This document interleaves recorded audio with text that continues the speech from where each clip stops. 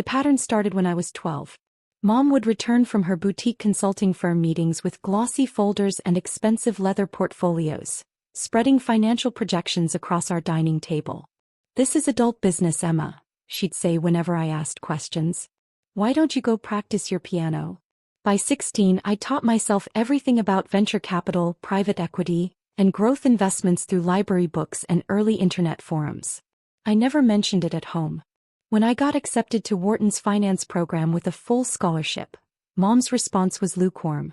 "Business school is fine, dear, but don't expect to compete with people who grew up understanding money." She meant herself.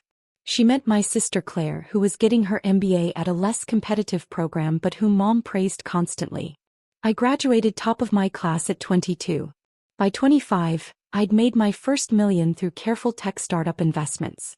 By 28, I had $47 million in carefully diversified holdings. I lived modestly in a small apartment, drove a 10-year-old Honda, and never mentioned any of it to my family. Mom's business, Sterling Consulting Group, had grown steadily over the years. She'd started it when I was 8, building it from a one-woman operation to a firm with 35 employees. She spoke about it constantly: her revenue growth, her client acquisitions, her expansion plans. At family dinners, business talk dominated every conversation. "We're projecting $12 million in revenue this year," Mom announced at my 30th birthday dinner, barely acknowledging the cake in front of me. "The board is extremely pleased with our growth trajectory." "That's wonderful, Mom," I said quietly. Claire jumped in immediately. "Mom's been networking with potential investors. We might raise Series B funding next quarter." Claire had joined Mom's firm after her MBA, taking a senior vice president role she hadn't quite earned through merit alone. "Emma, you should pay attention to this," Mom said, turning to me with that patronizing smile I knew so well. "This is how real business works. Not those little online stock trades you do."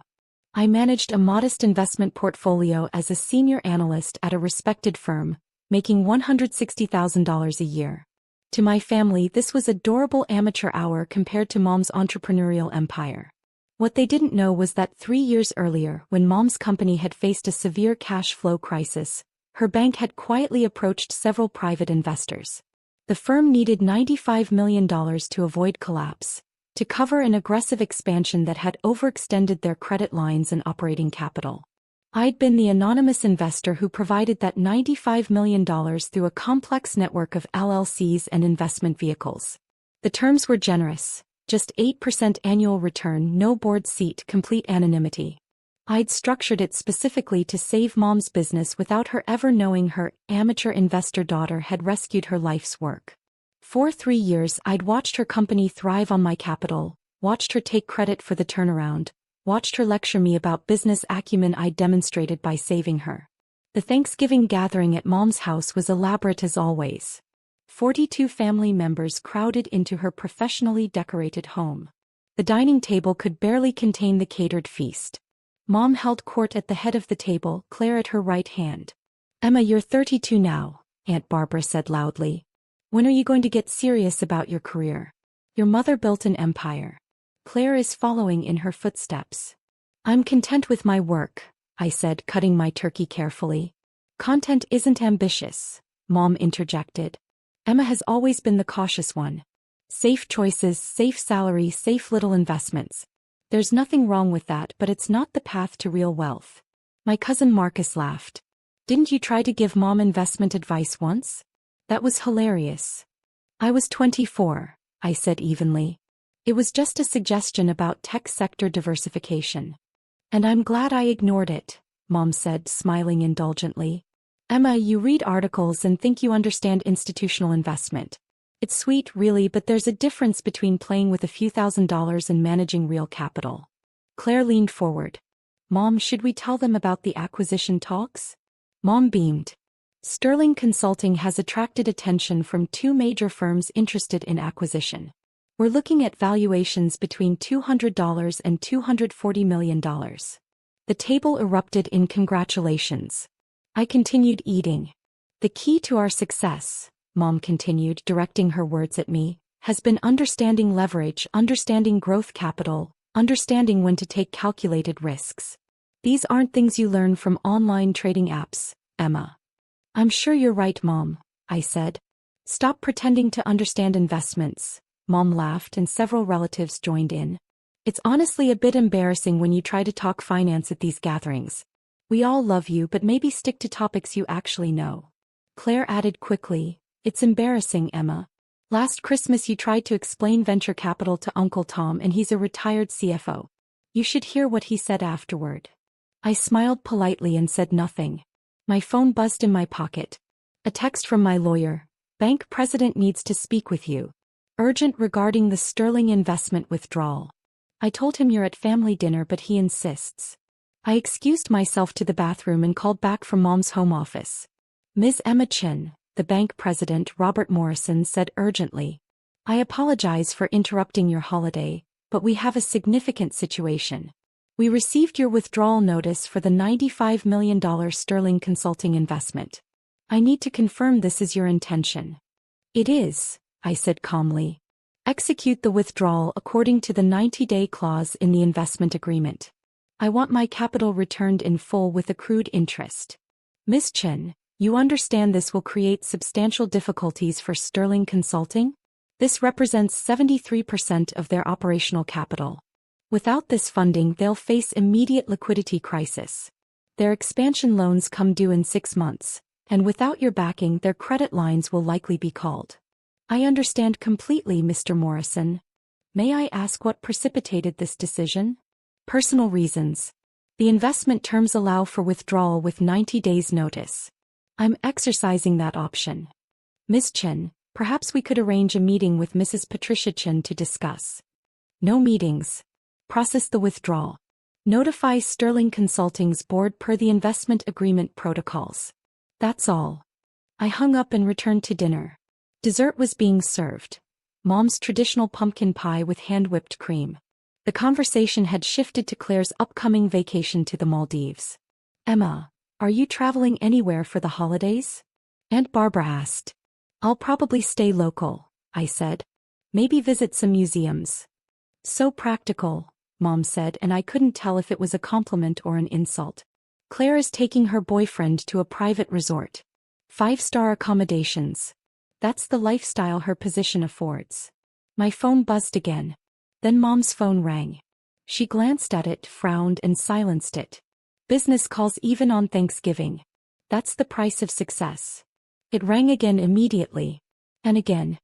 Excuse me, Mom said, stepping away from the table. We could hear her in the next room. Mr. Morrison, this is a family holiday. Unless it's an absolute. What? That's impossible. No, there must be some mistake. The room had gone quiet. Claire's phone started ringing. Then Mom's again. Mom returned to the dining room, her face pale. I need to step out for a moment. Claire, come with me. They disappeared into the office. Through the wall we could hear muffled, urgent voices. The rest of the family exchanged confused glances and continued eating dessert awkwardly. 15 minutes later, Mom and Claire returned. Mom's perfectly applied makeup couldn't hide her shock. Everything okay? Uncle Tom asked. Fine, Mom said tightly. Just an unexpected business matter. But her hands were shaking as she picked up her wine glass. Claire looked like she might be sick. My phone buzzed with an email from my lawyer. Bank has notified Sterling Consulting Board of withdrawal. Your $95 million plus $22.8 million accrued interest will be returned within 90 days per agreement terms. Sterling's CEO, your mother, has been informed of timeline and implications. The dinner continued with strained conversation. Mom barely spoke. Claire kept glancing at her phone with increasing panic. Finally, as people were preparing to leave, Mom's business partner Gerald arrived unexpectedly at the door. I recognized him from photos. He owned 15% of Sterling Consulting and served as CFO.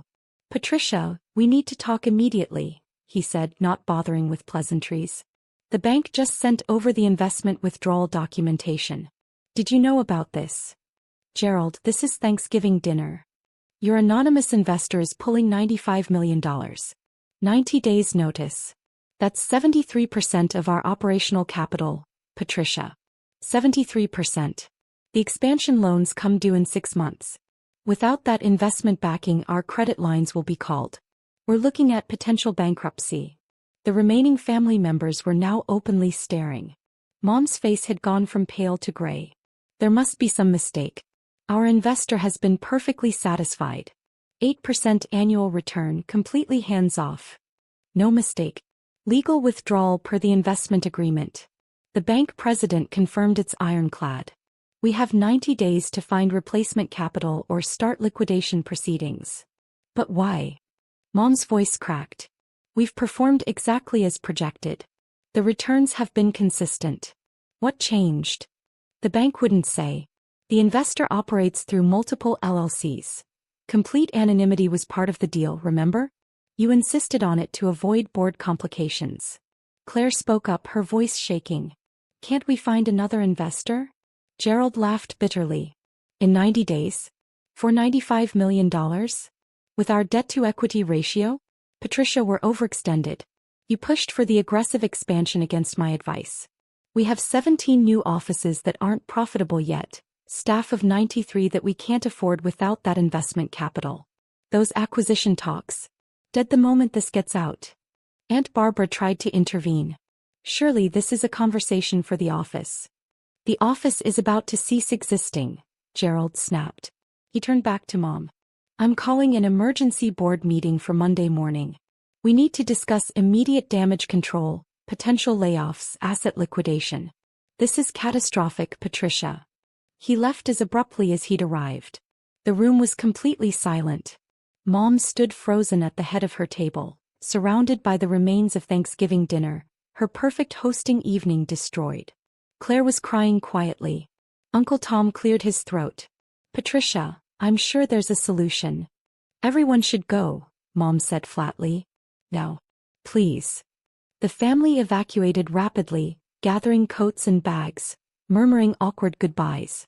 I stood and collected my jacket calmly. Emma, wait, Mom said. I turned.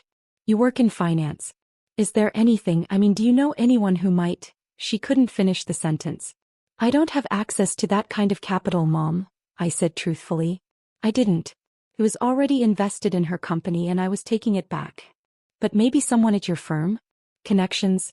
Anyone? My firm handles portfolios in the $50 to $100 million range for high-net-worth individuals, I said. That's the kind of money you need. Maybe I could make some inquiries. Hope flickered across her face. Would you? I know we haven't always appreciated your career, but this is desperate. The business I've built for 24 years could disappear. I'll see what I can do, I said. No promises. I left her standing in her dining room, surrounded by empty plates and the wreckage of her Thanksgiving. Over the next week, my phone remained silent from my family. I knew what was happening through my lawyer's updates. Sterling Consulting's board had met for 7 hours on Monday.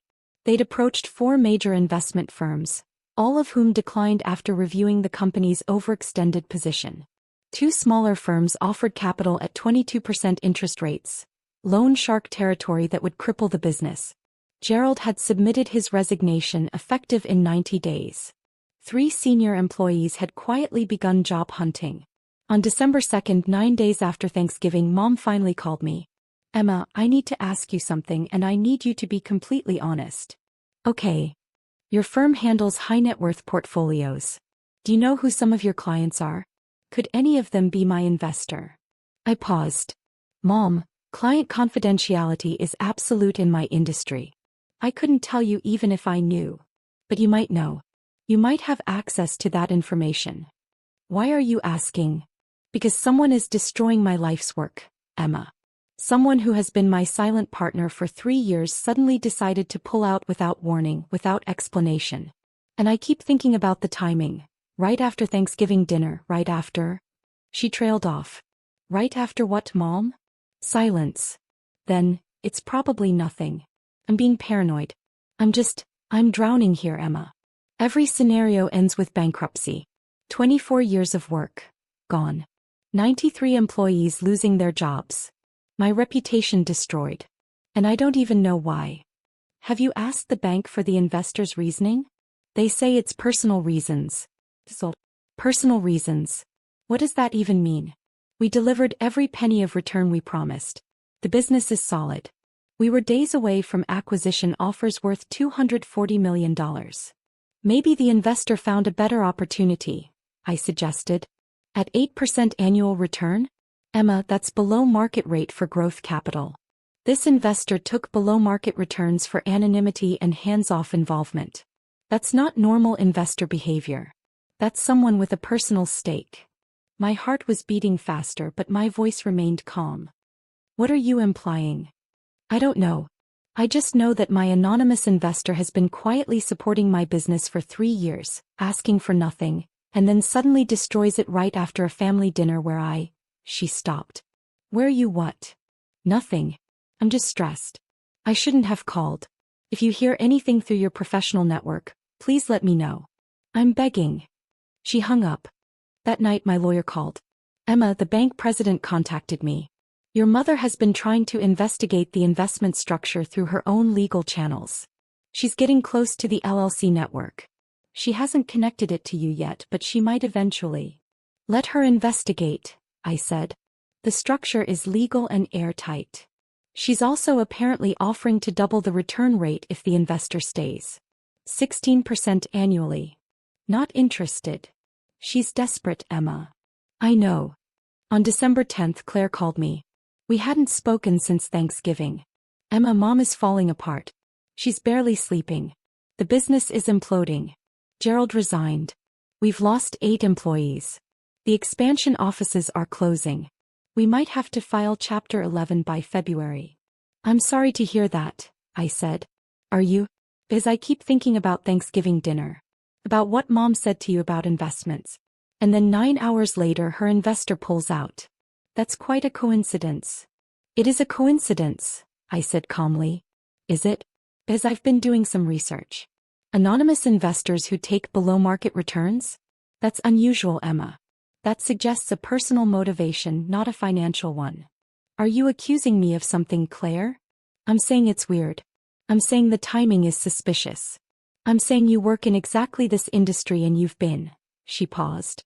You've been really quiet about your career success. Really modest. Mom always thought it was because you weren't doing that well, but what if we were wrong? I make $160,000 a year as a senior analyst.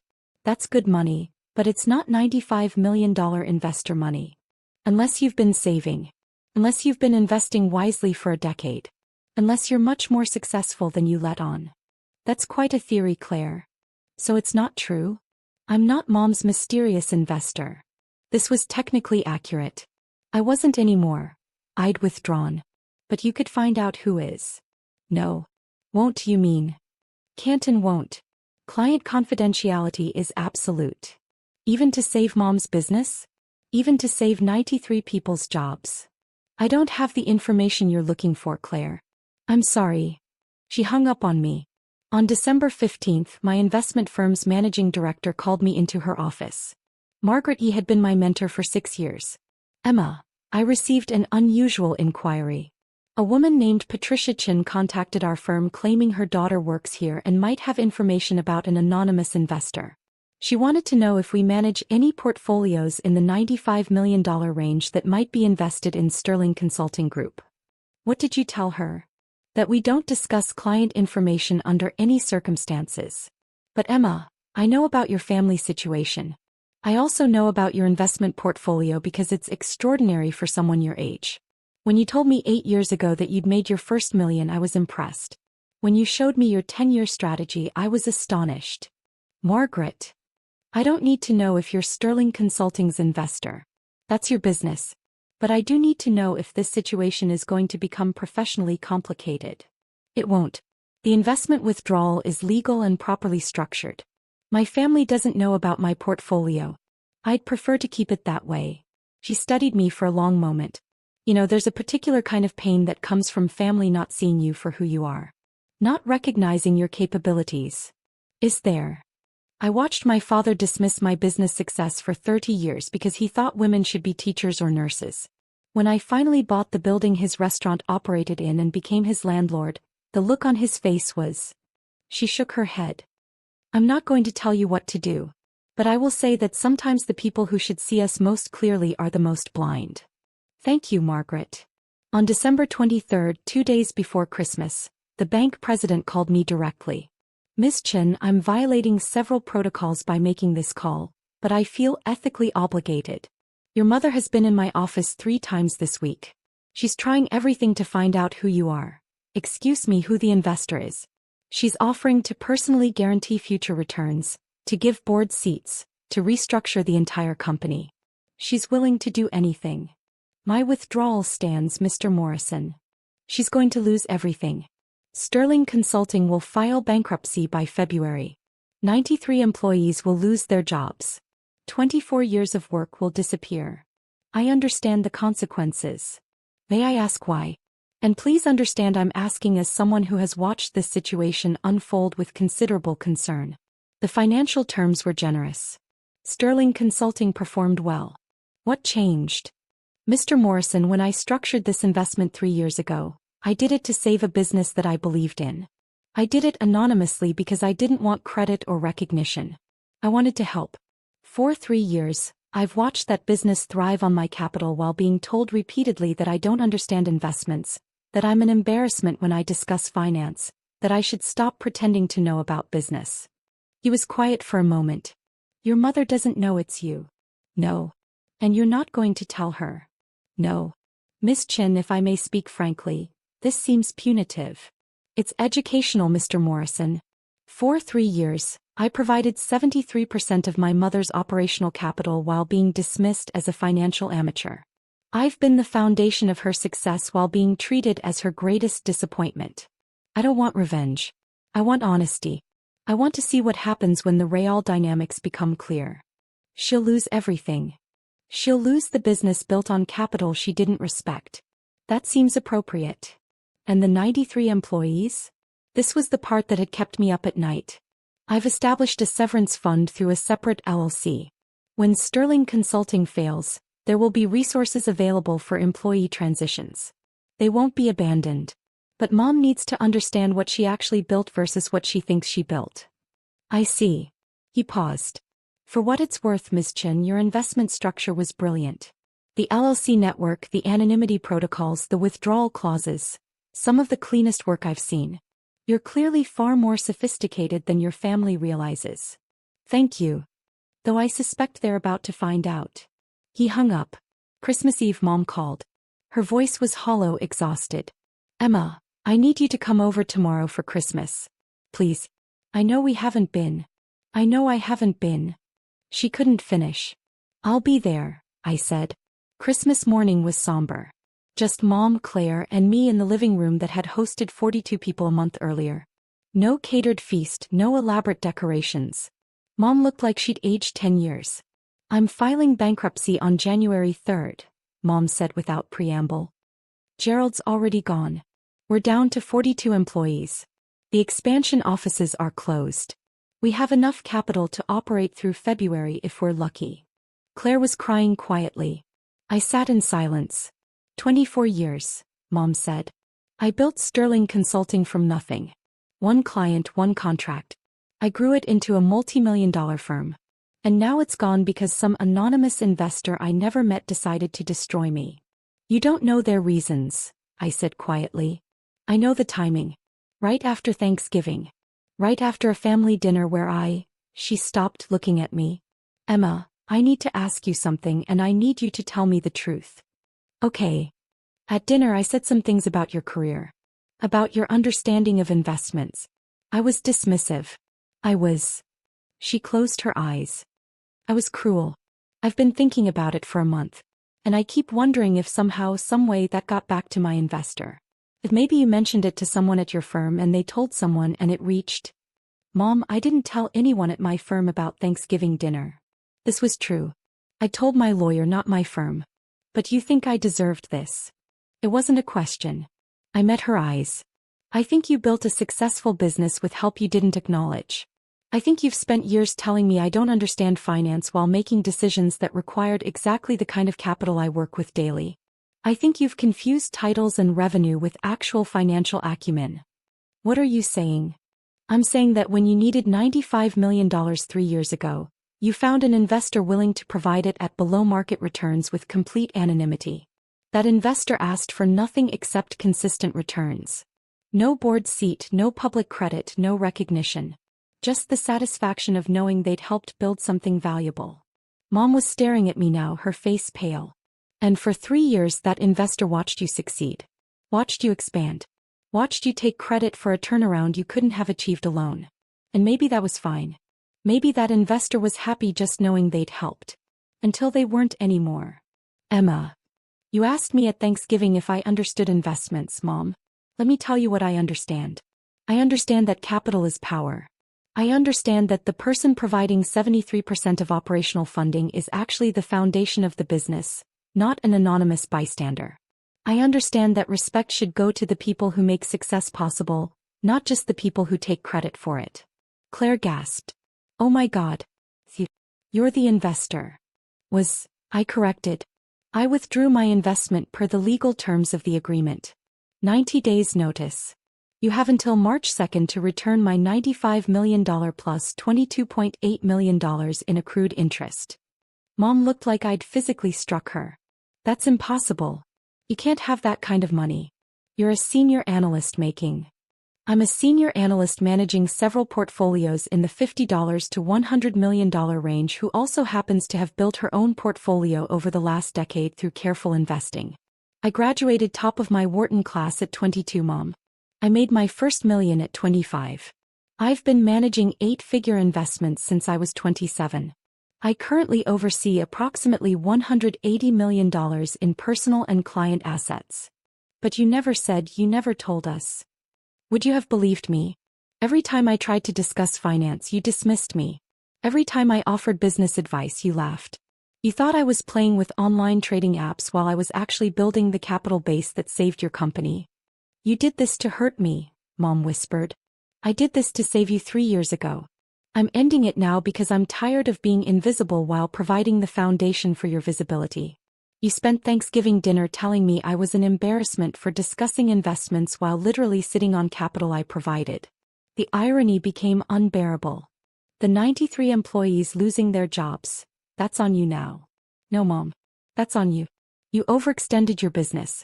You took aggressive expansion risks without adequate capital reserves. You assumed your anonymous investor would always be there without ever questioning why someone would take below-market returns. You built on a foundation you didn't understand or respect.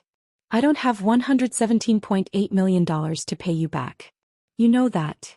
You have 90 days to liquidate assets. Sell the expansion offices. Sell the equipment. Downsize to sustainable operations. Maybe you can rebuild something smaller, something actually within your capital means. Or maybe you'll start over from scratch like you did 24 years ago. Either way, you'll do it understanding what you actually built versus what you thought you built. Claire was sobbing now. Mom just stared at me. You're destroying my life's work. I'm withdrawing my support from work that was built on my capital and your dismissal of my capabilities. There's a difference. You want me to beg? Fine. I'm begging. Emma, please. I'm sorry. I was wrong about everything. I see that now. Please don't do this. I'll tell everyone what you did. I'll give you public credit. Board seat. Partnership. Whatever you want. I wanted respect, Mom. Not as a condition of saving your business, but as a baseline acknowledgement of my competence. You couldn't provide that for 3 years. You can't purchase it now with desperate promises. So what happens? You just walk away and watch everything collapse. I've established a severance fund for your employees. They'll be taken care of. You'll have to figure out your own path. On January 3rd, I'm filing bankruptcy. Sterling Consulting will cease to exist. My reputation will be destroyed. I'll lose the house, the cars, everything. Then you'll understand what it's like to be dismissed and underestimated. Maybe that's valuable education. I stood to leave. Mom grabbed my arm. Emma, please. I'm your mother. I love you. I'm sorry for every dismissive word, every time I didn't take you seriously. Please don't do this. I gently removed her hand. 3 years ago I gave you $95 million to save your business because I loved you and believed in you. You never knew it was me. You spent those 3 years taking credit for a turnaround you couldn't have achieved alone while telling me I didn't understand money. That investment of love and capital? I'm withdrawing it. You have 90 days. I walked out of the house I'd grown up in, leaving my mother and sister in the wreckage of a Christmas morning that had revealed everything they'd been too blind to see. The money would return to my accounts in March. Sterling Consulting would declare bankruptcy in January. Mom would lose the business she thought she'd built through her own brilliance. And I would continue managing my $180 million portfolio from my modest apartment, driving my 10-year-old Honda, being invisible to people who'd never thought to look closely enough to see what I actually was. Sometimes the most powerful thing you can do is stop supporting people who never valued your support in the first place. I didn't destroy my mother's business. I just stopped pretending she'd built it alone.